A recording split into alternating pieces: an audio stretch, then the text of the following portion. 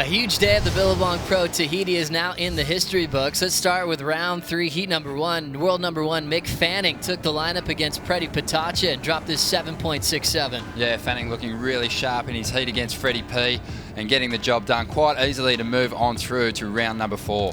Julian Wilson had a matchup with Ace Buchan in the second heat of the round. Ace took this wave, but with priority, Julian was able to capitalize. He's got an incredible backhand attack, Julian, and just throws his board up into this end section. He got himself an 8.33. It was the highest scoring ride of the heat, and he moved on through. Another all-Aussie matchup, Taj Burrow and Kai Auden. And Taj saw that turns were getting the job done, and he followed suit with a couple of big backside hangers.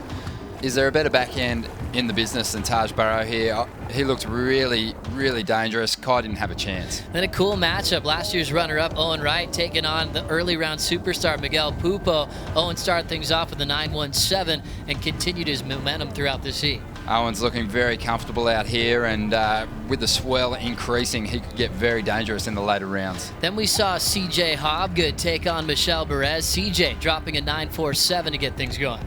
One of the proven performers out here over the years, and again, getting the job done, moves through to another final series. Here's a dramatic heat with Kelly Slater and Ricardo dos Santos. Kelly took control during the first half. He's the most dominant surfer out here of all time. Ricardo dos Santos, though, chasing a score in the final stages. 5 seconds on the clock. He paddles into this thing. 9.87 for Ricardo on this dream scenario. Pumps through this next section. Didn't think he was going to make up. Standing tall and proud, he was able to eliminate the best ever in Chopu history. Another angle from the channel there of Ricardo, and it was his work over the foam ball, I think, that got him the big score he needed, and he was so elated with that victory. So Ricardo taking out the 11-time world champion. The celebrations continue for Ricardo and all of Brazil. Then we saw a great matchup. Joel Parkinson taking on Taylor Knox. Parko, extremely relaxed coming into this event and looking very comfortable out here at the moment. Made it look pretty effortless. Then we saw a huge late takeoff for Heitor Alves. This was an early contender for the Nixon WTA most heaviest wave of the event. It later got beaten, but it was Jeremy Flores with his flawless backhand technique that got the job done. I can't get enough of this kid surfing at the moment. Jeremy Flores the last couple of years has just stepped things up. His backhand tube riding is pretty much second to none at the moment on tour. Then we saw a great matchup. Damien Hobgood taking off on Josh Kerr. Damo getting a 9.43 here. Damien Hobgood keeps moving through the rounds along with his brother CJ. They're going to be very hard to stop. Kind of a slower heat here when we had John against Brett Simpson. John getting the job done though with a 7.73. A really close one and probably a bit of a scare for John, but as you said, did just enough to keep moving through. Another rookie we're always watching, Gabriel Medina, had Alejo Moniz in this matchup. This was a very one-sided affair. Gabriel just had the rhythm. Have a look at this arc off the top.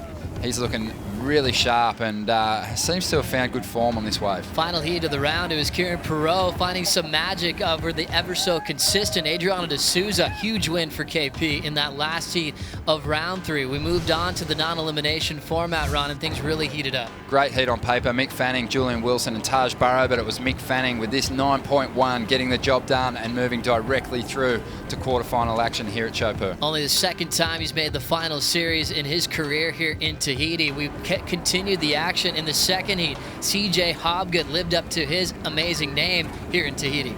Absolutely, another final series for CJ. You know, he's always going to be a threat out here and just showed how dangerous he can be. Then we saw Joel Parkinson pack a couple 9-point rides. A 9.10 and a 9.13 was enough to take out Jeremy Flores, even with Jeremy holding a perfect 10. Yeah, an incredible heat, this one. This is where the swell really started to pulse, and Damien Hobgood, Jeremy, Joel, all got fantastic waves. Parko, the best of them, but Damien Hobgood, he was really busy in the heat, but Jeremy had the ride. The most incredible ride of the day. Damien Hobgood's so committed on all these heavy takeoffs. Got a 7.0 for this one, getting obliterated onto the reef. And now we're going to relive this glory moment. Jeremy Flores, perfect 10. Love the claim going into the barrel. Gets spat out right over the foam ball. Have a look at it from another angle. This thing is unbelievable. Didn't even hold the rail at the start, had to grab it, and ends up getting air on the foam ball here. When you see him get to this inside section, one of the greatest waves of this entire event. And then we'll move on to this last one. We had John Florence in the water, but it was Medina stealing the show. Oh, he did, and he stole it with a 10-point ride. and he has proven himself in these conditions, and it'll be interesting to see how he fares in the finals. Free falling into the pit, Medina into the quarterfinals. An epic day of competition as we'll take another channel view here. You see him racing through, getting blown out into the channel. We have high expectations for the final day. Let's see what happens and who will end up on top tomorrow.